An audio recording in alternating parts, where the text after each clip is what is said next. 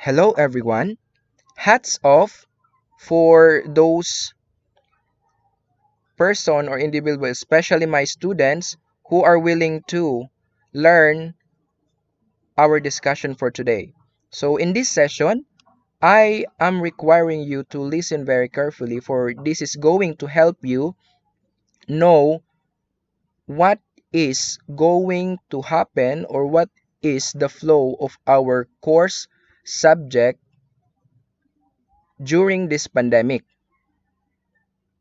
So this is a very important topic for you to be able to decide after this session of what mode of learning are you going to choose.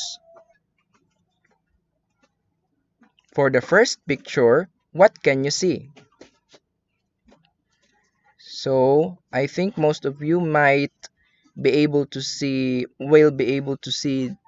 clearly that there is a laptop, an Android phone, a headphone, and a module. So when you are learning using a phone, what do you usually do?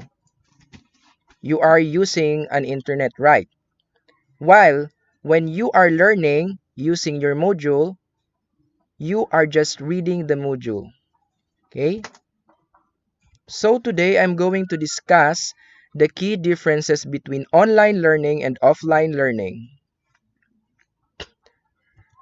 For our objectives, at the end of this discussion or session, you will be able to know the differences between online learning and offline learning. And after knowing and understanding the differences between these two, you will be able to decide on your chosen mode of learning given. Okay. As technology has developed, so too has the way we learn new skills. So, while technology is developing, our chances of learning beyond what is just right in the classroom will be given an opportunity.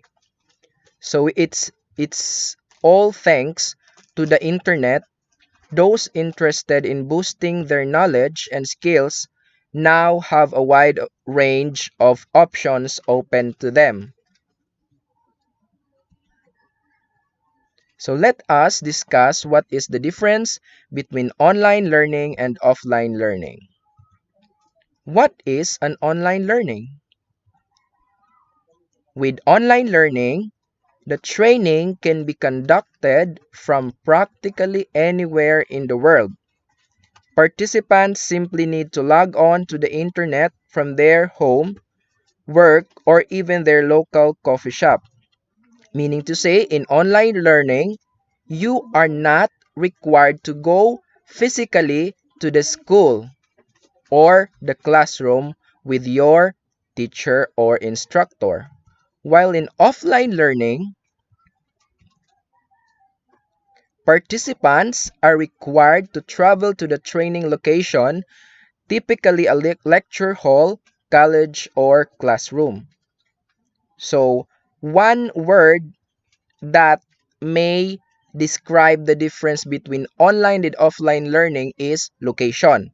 Meaning to say, in online learning, you are not required to go to the desired location, while in offline learning, you will be required to go physically on your own. So in online and offline learning, take note, doon muna tayo sa online learning. Kapag sinabing online learning, mayroon siyang dalawang uri pa din, the synchronous and the asynchronous. While in offline learning, meron din po siyang dalawang uri pa din, katulad ng dati, the synchronous and the asynchronous. Let us define what is the meaning or the difference between synchronous and asynchronous type of learning. When we say synchronous learning, it refers to a learning event in which a group of participants is engaged in learning at the same time. Meaning to say, in synchronous type of learning, synchronous means the learning happens at the exact time. For example, you are making a video call with your college instructor or with your teacher. Another example is the Google Meet. So in Google Meet, lahat po kayo parang nagvi-video call and there is a presenter. Also in Zoom, it's the same in Zoom.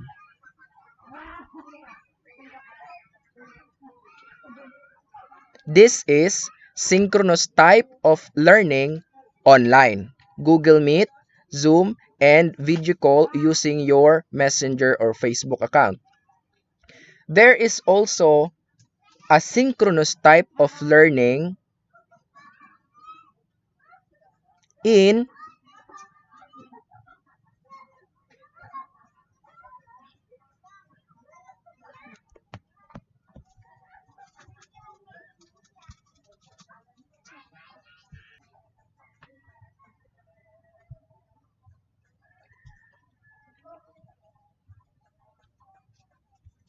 okay. So another example of synchronous type of learning is the face-to-face, which is also included in offline type of teaching and learning process. So in face-to-face, of course, from the word itself, you are going to require to attend a class physically with your teacher. Let us define also what is asynchronous type of learning. In asynchronous type of learning, the instructor, the learner, and other participants are not engaged in the learning process at the same time. There's no real-time interaction with other people. Kapag sinabi pong asynchronous, hindi siya nangyayari at the exact time. Meaning to say, in Google Class, for example, you will be required to read some readings, and after that, you will be required to perform tasks at your own pace of time. You are not required to do this on time while your teacher is teaching. Kapag sinabing asynchronous po, for example, nag-post ako ng video regarding our lesson like this one, it is your choice kung kailan nyo po siya papanoorin. Hindi ko kayo i-require na while I am recording this video, you are also watching. Right? So another example of asynchronous type of learning is the modular. So in modular, I will be giving you modules, of course, and you will be required to accomplish tasks in the module at your own pace of time. Okay? Ibig sabihin, pagkatapos na maibigay ko sa inyo ang module, bibigyan ko kayo ng date which will serve as the deadline. So on or before that date, you should be able to pass the tasks that you are required to accomplish. So generally speaking, there are two types of teaching and learning process, the online and offline. Kapag sinabing online, nakapaloob dito ang tinatawag na asynchronous and synchronous. Kapag sinabi naman na offline, nakapaloob dito ang tinatawag na synchronous and asynchronous pa din. So these are your choices. Are you going to choose online synchronous type of learning? Are you going to choose online asynchronous type of learning? Are you going to choose offline synchronous type of learning or offline asynchronous type of learning? Sige, brief lang ha, i-review lang natin. Kapag pinili nyo ang online synchronous type of learning, meaning to say, i-require ko kayo na mag-live or makipag-video call sa akin using maybe Google Meet or Zoom app. While kapag pinili nyo ang online asynchronous type of learning, of course, you are going to use the internet at your own pace of time. Example is the Google Classroom. You will be required to accomplish tasks there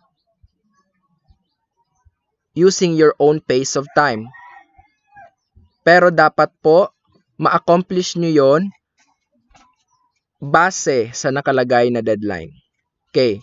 Kapag pinili nyo naman po ang offline, synchronous type of teaching and learning process, I will be requiring you to report to the school.